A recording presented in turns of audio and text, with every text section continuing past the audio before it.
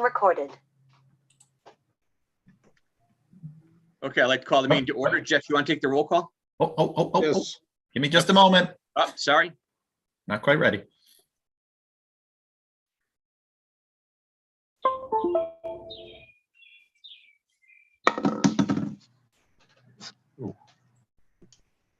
All right, Mr. Chairman, now you're all set. Okay, now I'll call the meeting to order. Jeff, can you do the roll call? Okay, members are asked to signify their presence when their name is called. Councilor Braverman. Here. Leverrier. Mr. Sharma. Mr. Castell. Here. Mr. Johnson. Ms. Schulman. Mr. Slusarski. Here. Mr. Trister. Here. Mr. Mankey. Here. You have a quorum. Thank you. Okay, third, I guess, is public participation. I don't see any public. No public with us. That makes it easy. Okay. So next is discuss and take action and recommendations to the town council for placement of insurance. Great, excellent. Thank you, Tim. So as a follow-up from our last meeting, at that time last week, we had discussed a little bit about what's going on in the market, as well as discussing a review of the retro program. So for today, I'm just going to want to run through the quotes, the renewal quotes from KERMA for the liability auto property, or the LAP, as well as the workers' comp, and lastly the cyber. So I'm just going to share my screen quick here. Which I think should be this. Okay, it's up there. Wonderful. So as I noted in the email earlier this afternoon, the renewal premium from KERMA is $853,220 over the expiring premium of $851,740. So it was pretty much a flat renewal. Spoken with Ashley Rita, who's the VP of underwriting for KERMA. We did alert them that the committee may make a motion to delay signing the rate lock agreement. And I just want to note that the $853,220 is the premium, regardless of whether the committee votes to delay signing the rate lock or not. You know, if the committee votes to not sign the rate lock, to delay a year for us to do some due diligence, that will not impact the $853,220. That is the premium regardless. In terms of the coverages, the only thing that has changed with KERMA for this coming fiscal year is there are some endorsements onto the sexual abuse and molestation coverage. KERMA has made it clear that if a mandatory reporter, which could be a teacher, or under the state statute of a mandatory reporter, fails to report an act of abuse, and that abuse comes to light after the fact, then abuse coverage is not offered.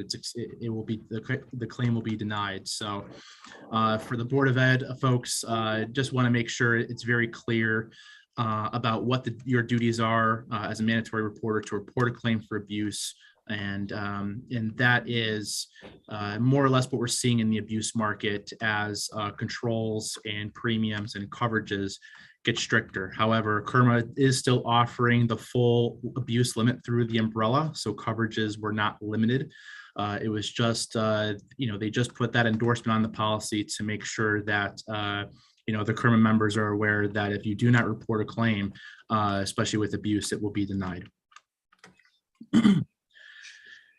All other coverages remain the same for general liability, law enforcement, your public officials, employee benefits, liability.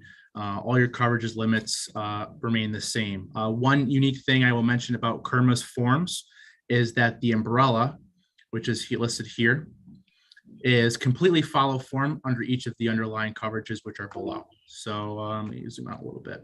Can you guys still read that? Yep. Yep. So the $25 million for general liability, for property damage, personal injury, advertising injury, And all that sits is completely follow form with each of these underlying coverages. Now, what's unique about Kerma's follow form umbrella, and we can do this in the standard market, but it's very hard to do. Each of these $25 million towers are separate towers, which sit over individually over each coverage, versus other umbrella carriers. It's just one bucket that sits over all towers. So again, something that's unique, but it's an important differentiator to note, because if you don't know Kerma's forms very well, you wouldn't know that.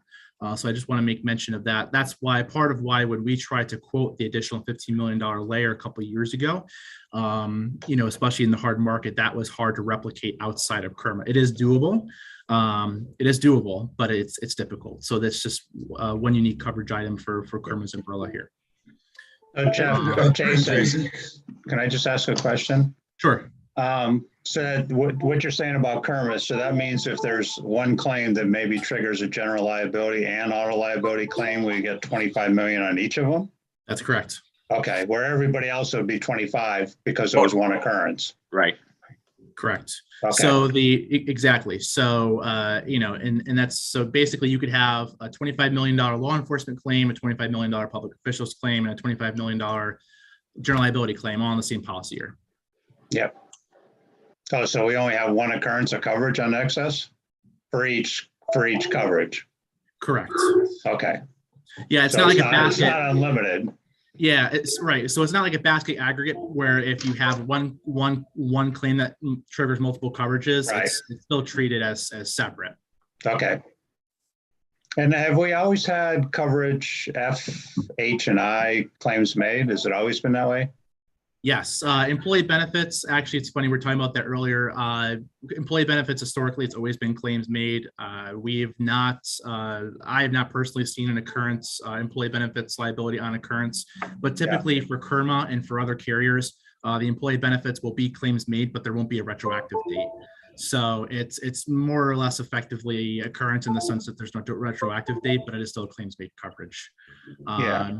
Other than if we have a tail claim, if we have a claim that happens this year and doesn't get reported till next year, we have to have coverage next year. Yeah. So typically, if we were ever to move a coverage, a claims made coverage, we always make sure that we honor the original retroactive date to make sure that there's continuity of coverage. Yeah. The law enforcement, and again, law enforcement, public officials, some of those carriers are moving to occurrence. Obviously, occurrence is better coverage. Some towns have purchased tails to move to occurrence. Right. But again, there's nothing wrong with the claims made form. It's just that, like you said, you just have to be mindful that if you do ever decide at some point down the road, whether it's a year from now or 10 years from now, if the coverage is moved to another carrier, that original retro date is honored. Yep.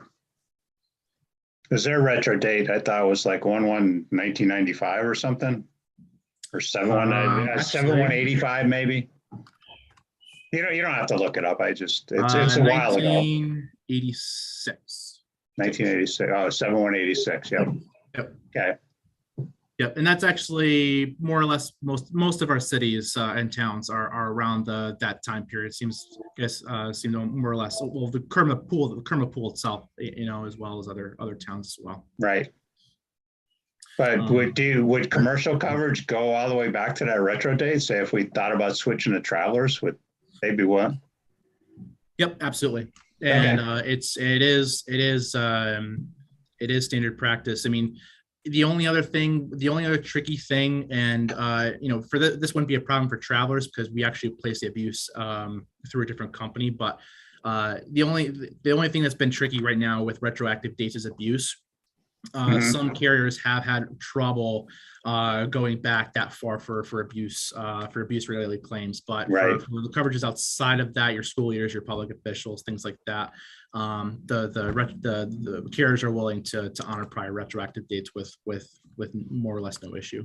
Right. Yeah, and a lot of that's probably driven by the fact that some states have changed the reporting requirements for abuse claims, right? Where they opened it up a couple of years ago. Yeah. Right. Well, yeah. Look at New York. My gosh. Yeah. Perfect example. So. Or look at the Boy Scouts. Yep. Yeah. Absolutely. Okay. Any other questions on this that I could help answer? I just wanted to make sure I understood that there's no, I'm sorry, Tim, I'm Okay. sorry. No, go Go ahead. ahead, go ahead, Clark. There's no reinstatement feature for that $25 million limit for a specific coverage. For example, if we have one $25 million claim, let's say, do we have no more coverage for that particular class of insurance? Yeah, so if you had a second $25 million claim in the same policy year, then yeah, the limits are fully exhausted.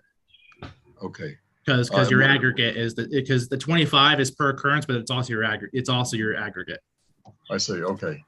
So we'd have to buy that then to be fully protected. Well, you have a separate aggregate you basically have a separate aggregate for each coverage.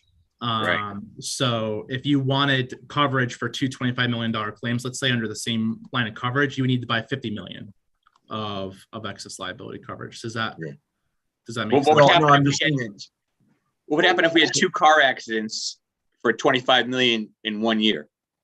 that's what I meant to ask. Right. We Right. would So pay- then the second one is out of pocket. I mean, the only thing is too, and I'll mention this too. If there's an auto accident, if the employees are hurt, they're covered under comp.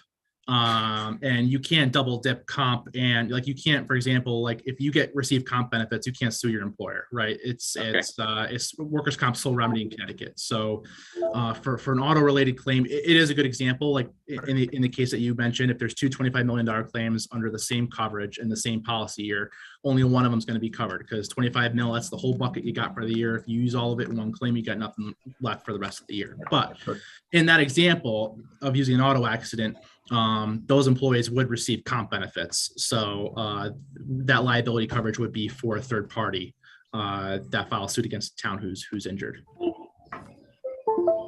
Is there a mark? I'm sorry, Tim, excuse me. Go ahead. Just feel free to jump in. It's Okay, I wasn't sure what others were doing. Jason, what I guess the question I want to ask is, suppose we have what looks like a $25 million claim in January. Let's call it a law enforcement liability. Mm-hmm.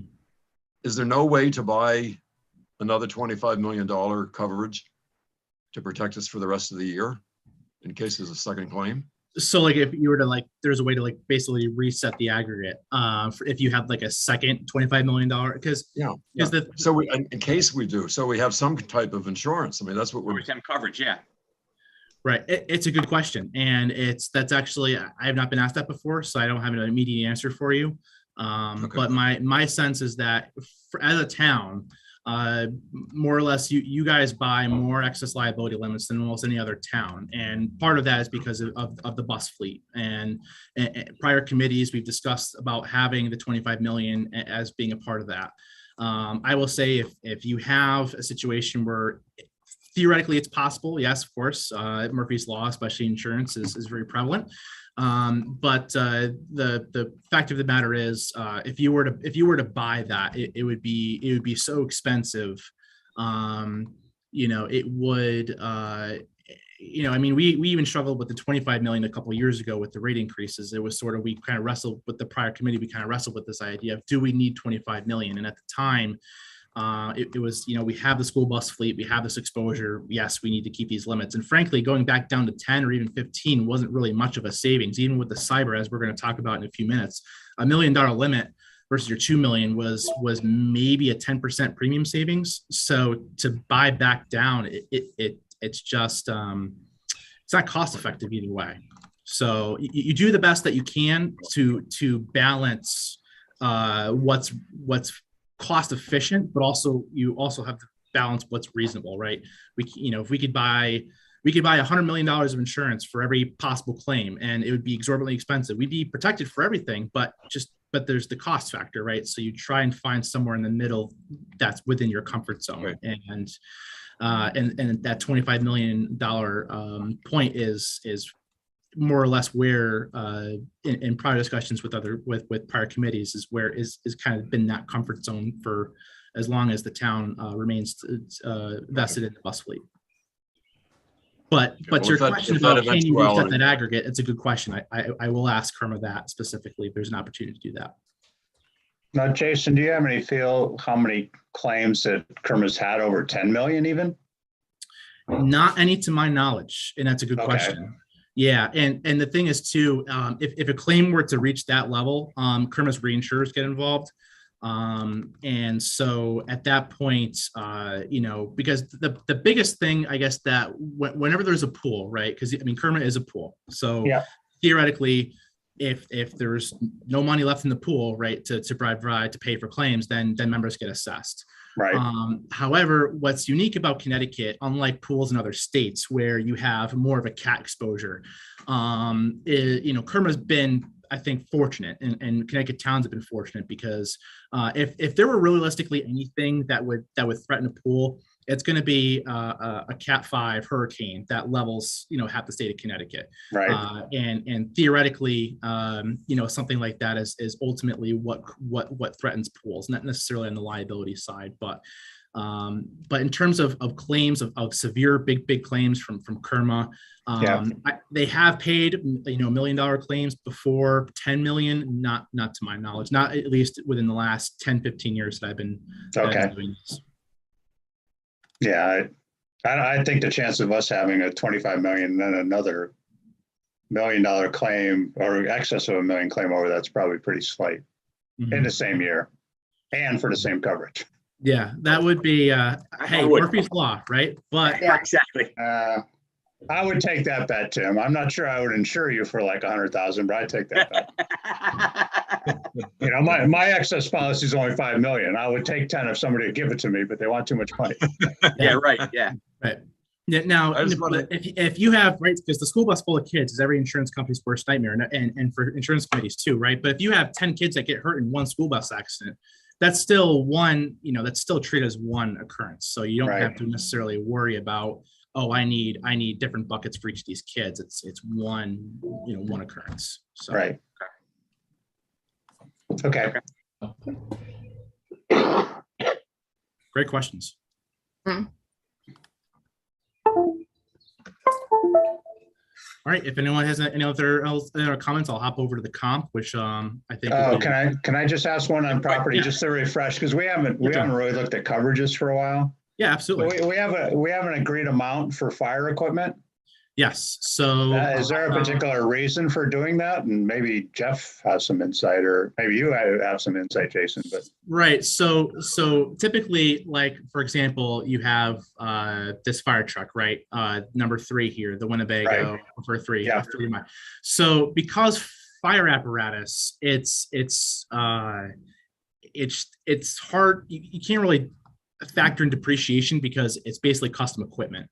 And so if you were to factor in depreciation on a fire truck, I mean, if one of these things ends up getting torched, there's just, because these things are so expensive, there's no way that if you factor in depreciation on a $400,000 vehicle, that now the municipality is going to have to come up with 7 figures or 6 figures of money to replace it. So historically, that's why fire trucks, fire apparatus, and other high dollar custom vehicles have always been agreed amount. And frankly, it's something that's been looked at by fire departments are having their equipment reassessed, because this Winnebago, which is at $385,000 agreed amount, but it actually might be worth more now, because I have clients, I have fire chiefs that are driving halfway across the country to look at used fire trucks because one of them is down or damaged, and there's only so much supply available. So and that's what it is. We insure for the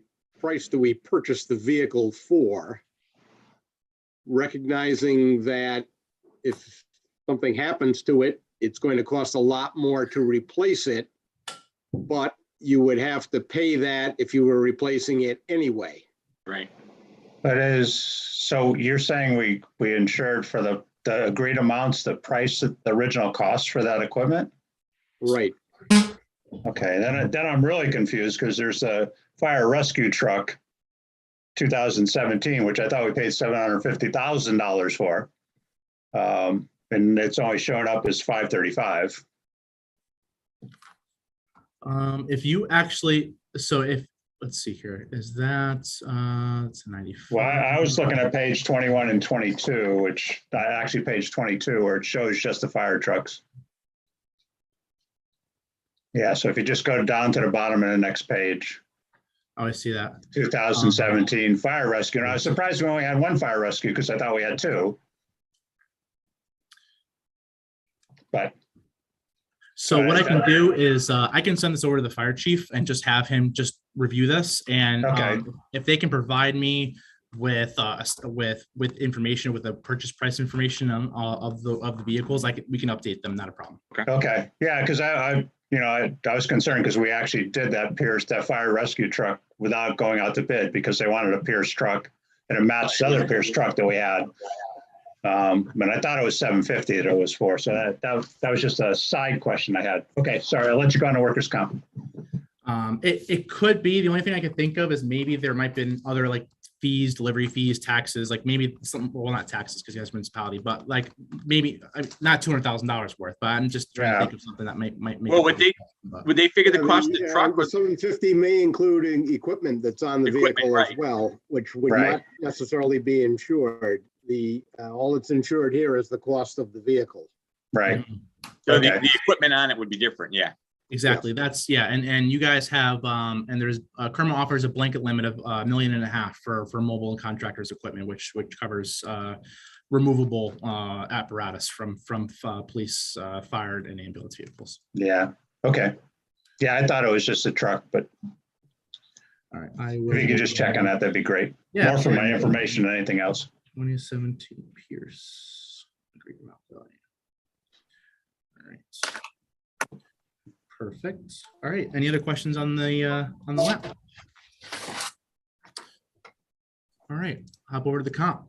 So the Oh, sorry, Jason, one more. Yep. No The worries. other question I had was on the schools. You Yes. know, the elementary schools are showing about total value in here, contents and building of like 14 to 20 million. It's costing us 40 million to rebuild Ruth L. Chafee. Let's see here. Yeah. When was that I'm school just- rebuilt? Well, it's actually renovation is new, right? Tim? Yeah, that's the problem because Anna Reynolds was 34 million just to renovate it as new without some equipment. Yeah, so I didn't know if that had any effect if we, and I kind of doubt unless, like you said, there's a Cat 5 hurricane, Right. which I doubt would even ruin a brick building. Right, Yeah, exactly. You know, it's kind of, you probably won't lose the whole thing, but I was just a little concerned that it's actually on page 5 of 12 in that attachment. So it's 28 and 29, I Have think. not been updated in several years. Okay, However, Yes. the total aggregate amount is Yeah. what applies to buildings. Yes. Okay. So I haven't been too worried about a particular school being undervalued or a particular building for the town being undervalued yeah, because it's the aggregate amount Aggregate, of all the property combined that results in whatever the okay, cost so they is want to to- come back and say, because I know in some property coverage, especially homeowners, if you don't have X percent of the replacement costs or the cost of the house, they write down the claims. They don't pay the full claim. So Right. Yeah. There's I'm no just worried that co-insurance. that could happen with E-Green and, you know, that they'll say it's a $26 million replacement cost and we only have 13 on it. Yeah, So you're saying that won't affect it, Jeff? Right. Yeah. There's no co-insurance on the policy. So Okay. yeah. But to your point, so Kerma is working with a company called CBiz on doing evaluations. Yeah. And I've been pushing them a little harder over the last year and a half because of what's going on with inflation and building materials and all of that. So I've pushed Newington to the hopefully to as top of the list as I can to try and have them come out and do an evaluation of your facilities and get those building values updated, because it is still a point of concern, because honestly, from Kerma's reinsurance, right, their Kerma's reinsurers need an accurate understanding of what the true values are, right? Because if the Right. true values aren't accurately portrayed, that impacts not just Kerma but and the town, but also Kerma's reinsurance. So Right. it is something that I've been pushing Kerma a little harder on, because to your point, if I put that building in a Marshall and Swift calculator, the value is going to be double. Yeah. But to just point, it is a blanket limit. There is no co-insurance Okay. penalty. So that's Right. that's Okay. sort of the saving grace of the ordeal. So Yeah, that was my main question, was about the co-insurance. So, okay. Thanks. Sorry, you're just refreshing my memory because we haven't yeah, no gone worries. through this detail in a while. Absolutely. No, it's all good. Let's see here. So for the workers' comp, as I mentioned in my email here, and you'll note at the bottom here, it mentions the loss development factors, which are slightly lower than last year. So these LDFs will apply to the 12/31/22 adjustment. And the pay-in has stayed the same at 635,441. So that has not changed, and neither has the mins and the maxes. In fact, historically, looking back, probably 3 or 4 years, looking at the mins, the maxes, and the pay-ins, it's pretty much been the same. That these numbers here have historically really not changed over the last 3 to 4 years. They've stayed pretty consistent. So that's the fact that you can count on that number every year. Now, of course, the adjustments there's been a little bit more movement on the adjustments. Last couple of adjustments, there's been some more movement, but KERMA has still kept these numbers the same. So yeah, I guess I'm surprised because their expected value is really close to the max, and I'm surprised they keep on giving us that max, but we appreciate it. yeah, We'll take it. Especially after the last adjustment, because you guys, it's expected that one out of every 5 years you have a bad year. It's just expected. So Yeah. I think that KERMA recognizes that, and historically you guys have performed really well. Your experience modifications a 0.83. So that's even despite some of the movement on the retro adjustments, you guys still overall are performing really well. Yeah. So, I know we kind of talked a little bit about this. We dived into the comp a little bit more the last time we spoke last week, but is there anything we want to dive in on specifically with this for tonight? I know we're going to look into self-insurance and all that in the next few months, but for tonight's purposes. In the fall. I just want to ask, is it correct to assume that if they've reduced the loss development factors, that's on the basis of historic loss development over the years? Yes. And that the information that I was interested in looking at, which was loss development per year. Mm-hmm. I will say what's interesting, Clark, is that the most recent adjustment, which we discussed in the last meeting, it was a much higher adjustment for a 6-month. So because you guys had a couple large losses that KERMA had reserved high in anticipation of the claims, of where those claims will develop.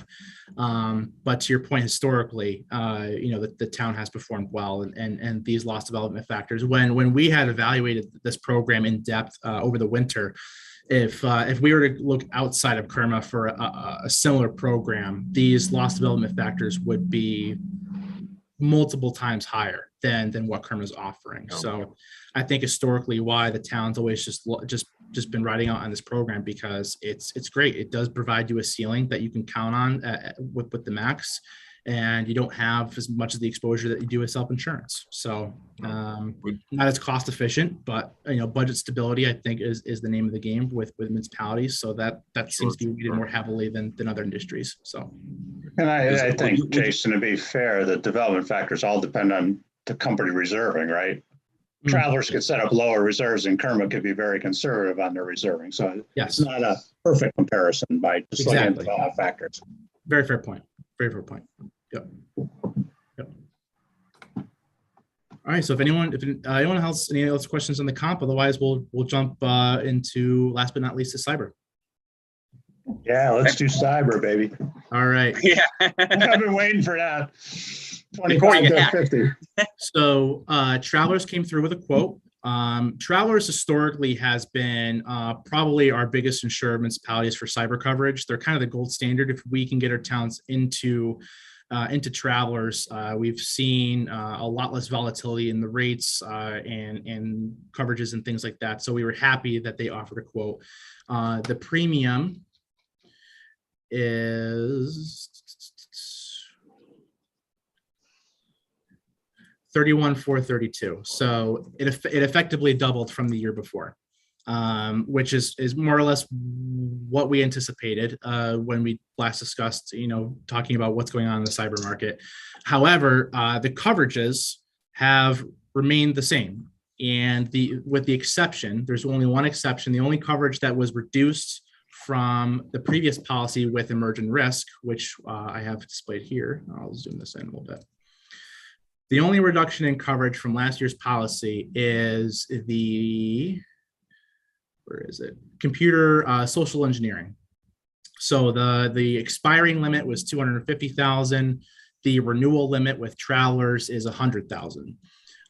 So that's, in terms of the social engineering fraud, it's one of those things that's, as if you guys have controls in place for, if you get an email, hey, can you transfer this money?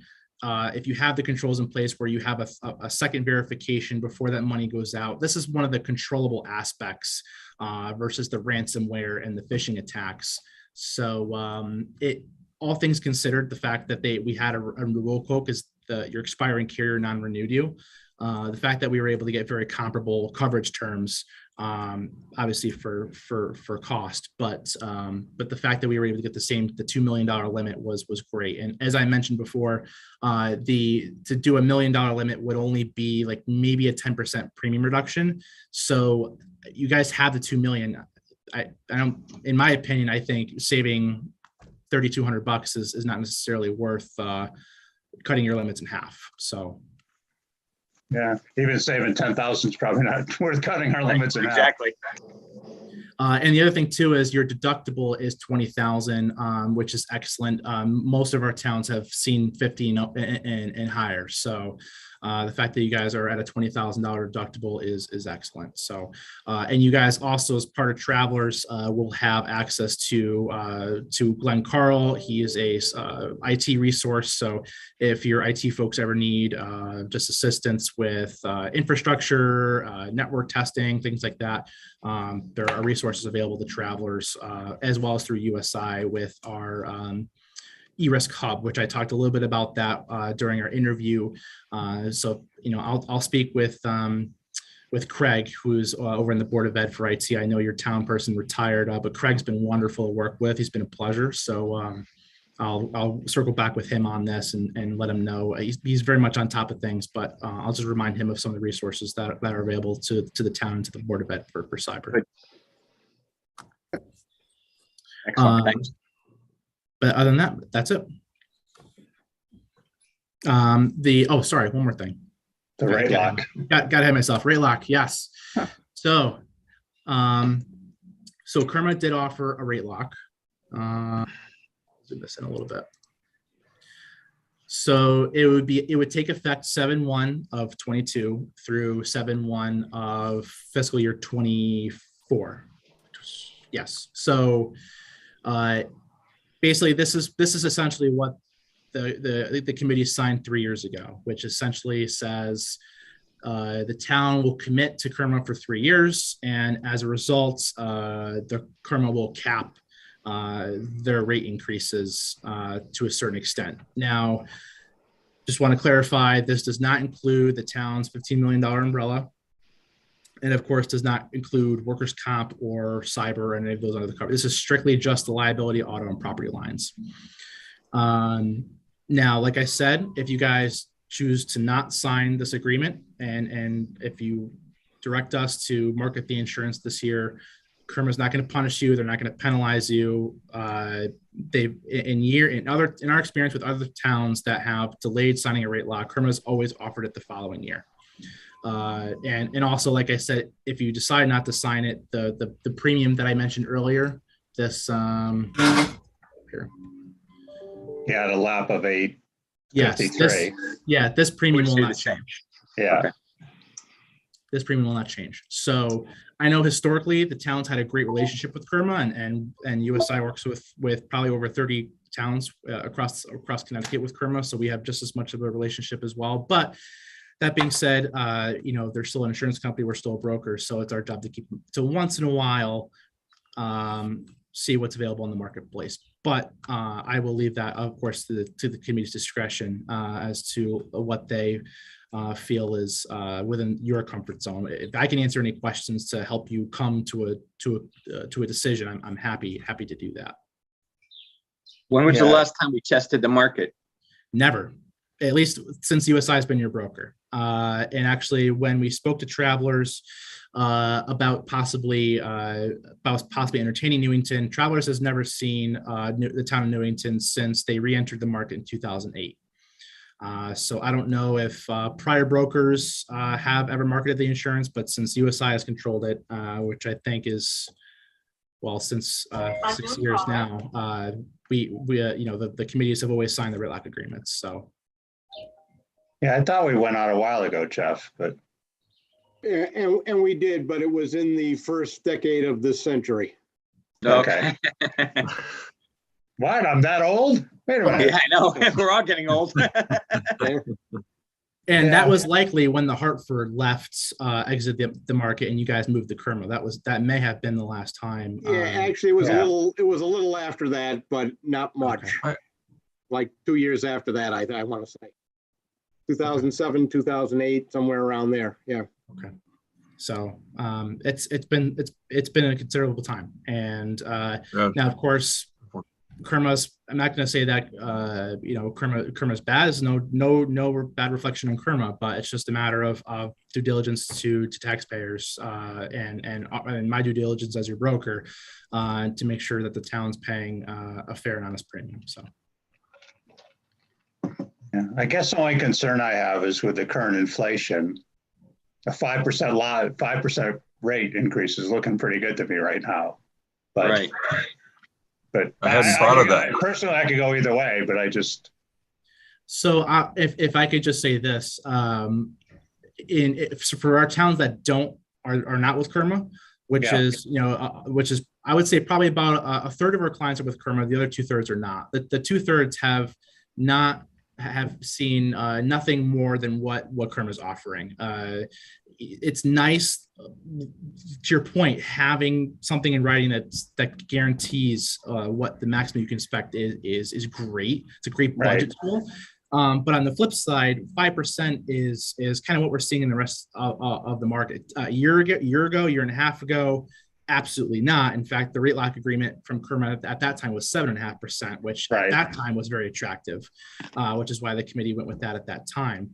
But as we discussed last week, we're very much on the tail end, what we believe is the tail end of the hard market. And with hard market, with volatility comes opportunity. So there's been some carriers that have gotten aggressive within the last year because they see it as an opportunity. Hey, some guys are getting out. We want in. And of course, despite hard markets, carriers still want to retain their business. So there's always that as well. And after all, when we came out of this, when we go to sit down a year from now, Kerma might say, hey, look, we'll Travelers is here. We'll come down to here and maybe you stay with Kerma, but they dropped their price 10-15%. So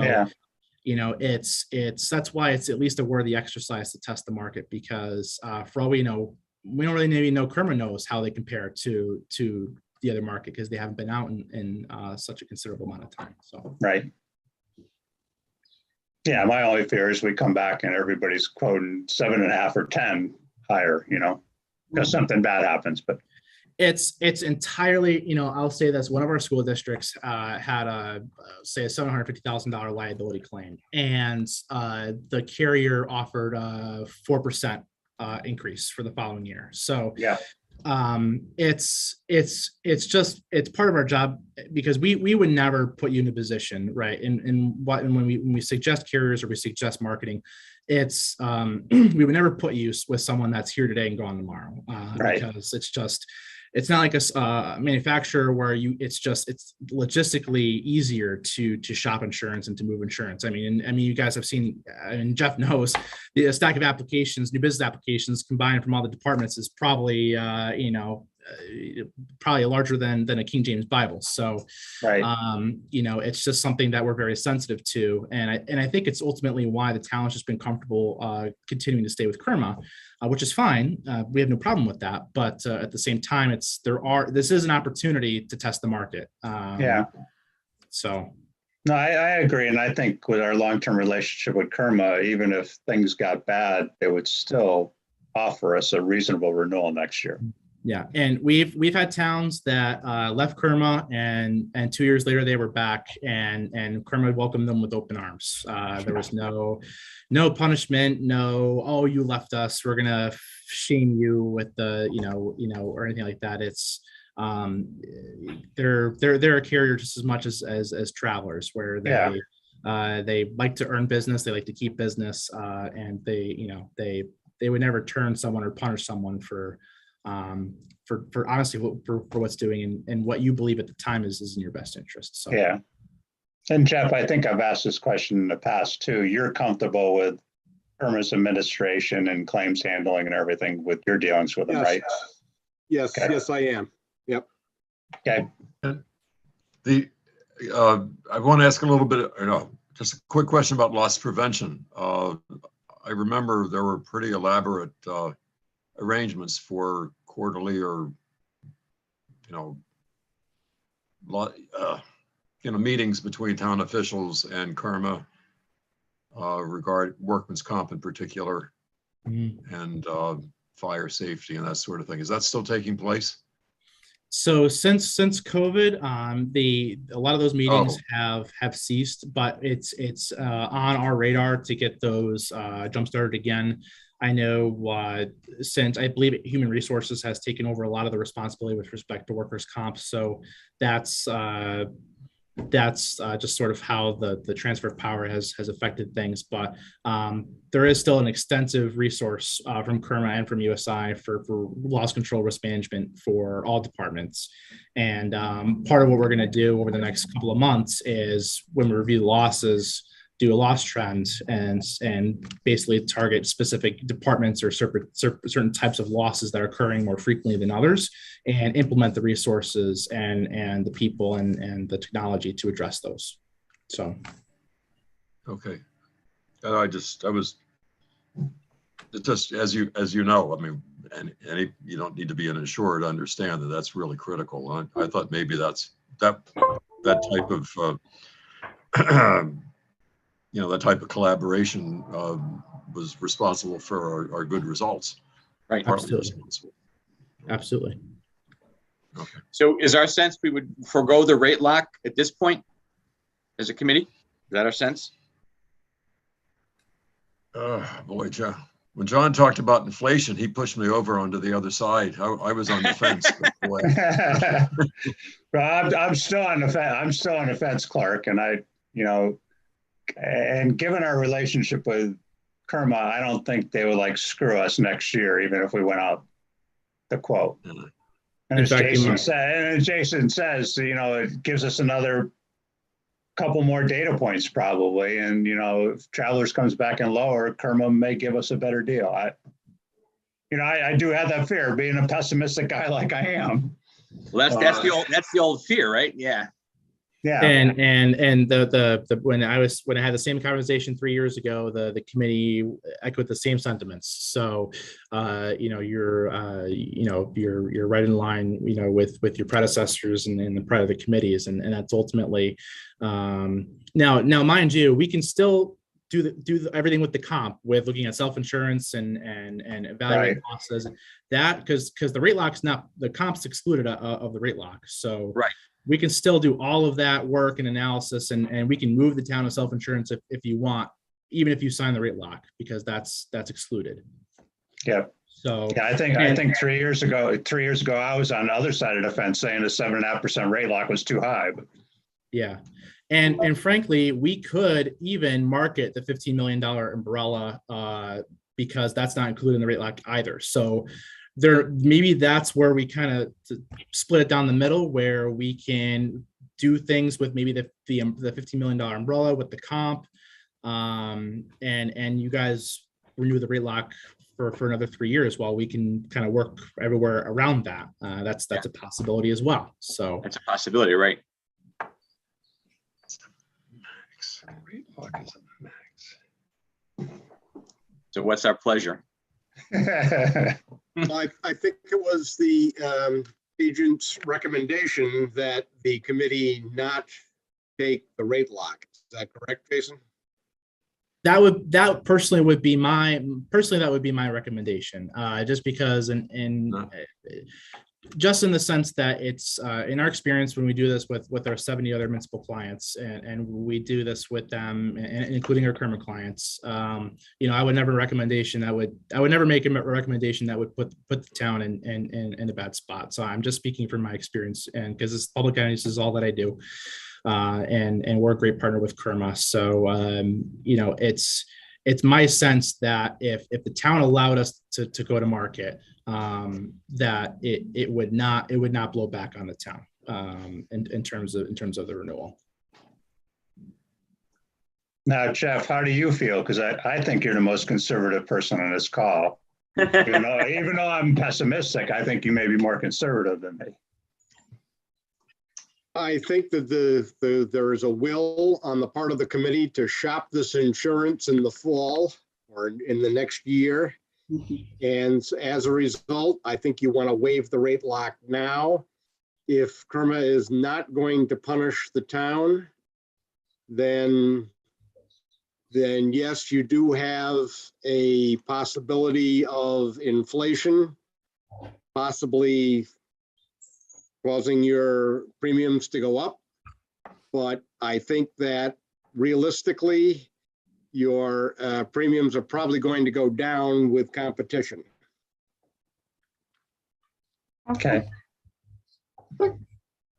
And when we invite the Travelers folks to come to speak with you in the fall, if you're just like, these guys are off their rockers, like no way, like then fine, then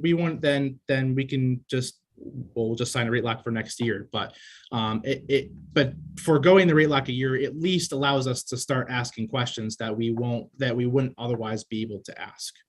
So Yeah.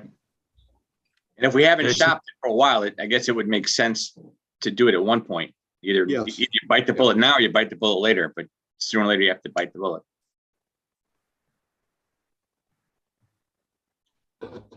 Jason, did I understand you that 2/3 of your insureds municipalities use companies other than Karma? that's correct. Towns about the same size as Newington?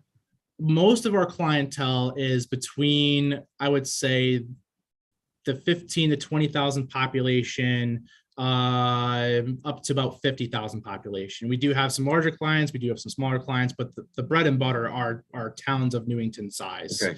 Okay. Essentially. Okay. And it's because Well, ultimately when towns of your size and even smaller cities of your size, there's enough complexity and enough of a complexity of the risk portfolio that our value proposition makes sense. For a town of 5,000, they're probably better off with Kerma Direct because as a broker, unless they want us to shop elsewhere, and we have smaller towns that we place with other carriers, but on the very small towns, we don't typically do consulting work with Kerma because they're just too small. But once you get to towns of Newington size and others like, Derby and, Shelton and Avon, Groton, those towns similar to Newington, that's where our value prop resonates the strongest. So. Okay. So there is a healthy municipal insurance market here in Connecticut. Absolutely. And especially if you guys do entertain self-insurance on the workers' comp, it opens up even more doors for you as well. Yep. Okay. Yeah, Okay. I get that. I get the feeling we're not going to entertain self-insurance, but. I have a feeling too, but. Now that's really risky. Yeah. No, I totally understand that. So. Okay. Just to let you know. Yeah. No, hey, you know what? Sometimes just gotta knock on some doors and ask some questions. And you know what? Sometimes you already know what the answer is going to be, but you don't know if you don't ask. So Yeah. Well, it's always fair to make the comparison too about what the cost is. Okay. So we're good with not taking the rate lock, I guess. Yeah. Are there any dissenting opinions? and like I said, it's just my recommendation, but again, it's ultimately the committee's decision. So I'm just speaking from my experience, but I just speaking from experience. So again, but it's ultimately, the committee's call. So. Yeah, I don't know. I think we should go out. I just makes me a little nervous with where inflation is right now to go out now, but I'm okay with going out. Does anybody want to sign the rate lock? I guess that's the better question to ask. Okay. I could go either way, but Yeah. So if the motion was to sign a rate lock, I would say yes. And if the motion is to not sign a rate lock, I'll say yes. Well, I think I peeked ahead. The motion is not to sign the rate lock. Yeah, make sure you ask that question. I've got one more question. If it turns out when they update the values of the real property values, let's say for the schools, isn't that going to result in a rate increase? I mean, I'm Yes. it's rate Yes, it against will. value, rate against value. I mean, that Yes, would be your more than premium, 5%. your premiums will wouldn't it? go up. Your premiums will go up if you're paying more, because your cost is cost per thousand of value. So if your values go up, you will pay more. Yes. No. Right. So But but I will say ahead. this though, those are exposure changes. So let's say, let's say your values go up, right? Let's say your values double, right? And so Kerma charges you 15%. Doesn't apply to the rate lock because their exposure changes, not rate changes. Right. So that's something that, because Kerma's rate lock is just for rate, not exposure. I'm sorry. Yeah, I was confused. Thank you. Yeah. No, it was still a good question, but I will say that in most cases where clients that have increased their values, and carriers, including Kerma and others, work to, they work with you on the premium side of things. So we haven't, they lower their rates. We have seen significant increases in values, but the premiums again have not necessarily been correlating to the increases in values. So. Okay. Wow. Any other questions?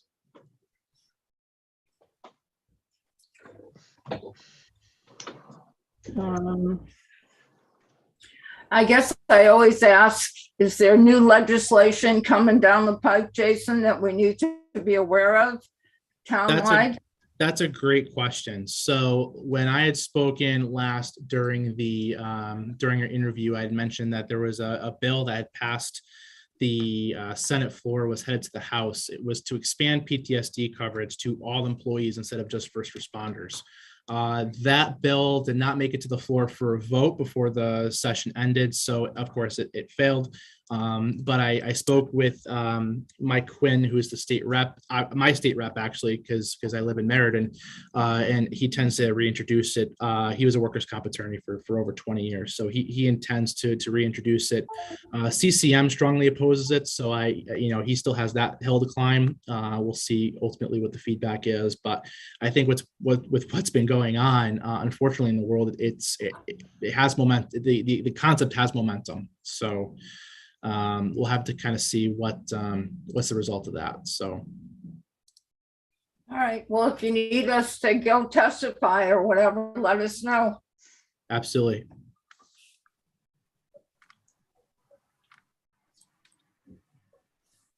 Okay. Is there no other discussion?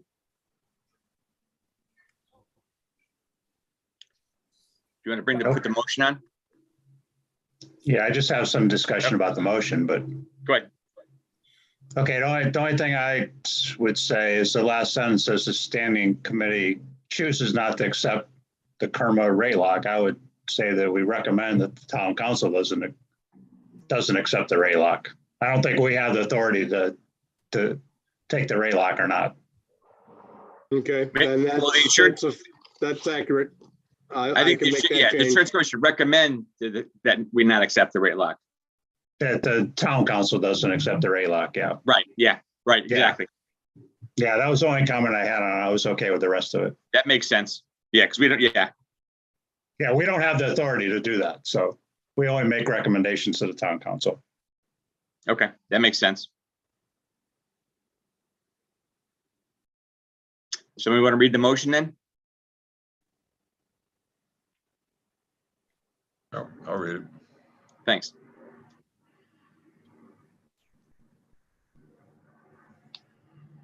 Was that a go ahead? Yep, Yeah. go ahead. Yep, go ahead. Okay.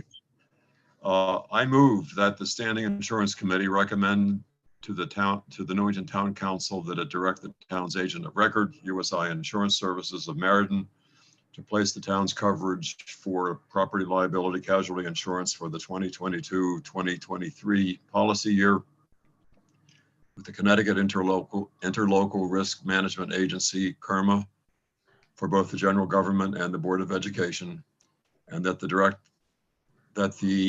I'm missing a word here because of the, No, and that they direct the agent of record. oh, that the direct agent of record to place other ancillary coverages as needed by the town.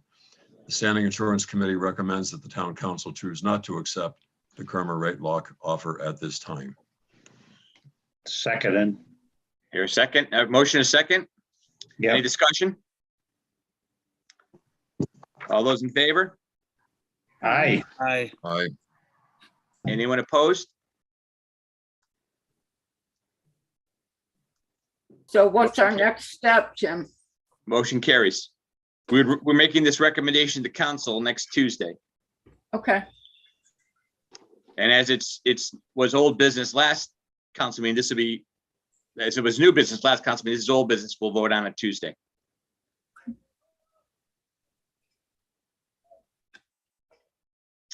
Okay, anything else then? That's any other business?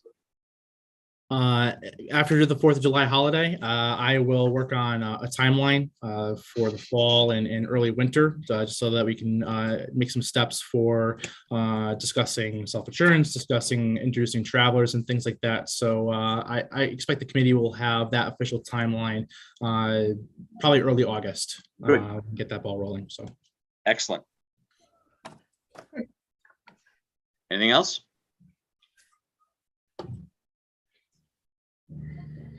want a motion to adjourn, Jim? Well, any public participation? I don't see any public signed on. Nope. I want to say hi to Lou. Yeah, Hi, Clark. hopefully in the fall we can do this in How's person. everybody today? So. Yeah, that would be nice.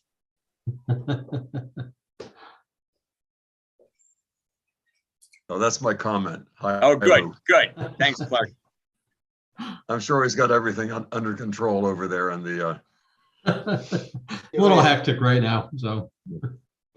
Yeah, well, I would just thank everybody for giving up part of their Thursday. I know this was kind of a shoehorned in meeting here, but I appreciate everybody's indulgence to get this done. Mhm. I know we were kind of under the gun, but I appreciate everyone's signing in. yes, thank you, everybody. Yes, a motion is ordered to adjourn. So moved. We have a second. Second. All those in favor? Aye. Aye. Anyone opposed to adjourning? Okay, thank you all. Appreciate it. All right. Okay, take Thank you, care. everybody. Hey, good to see you. Bye.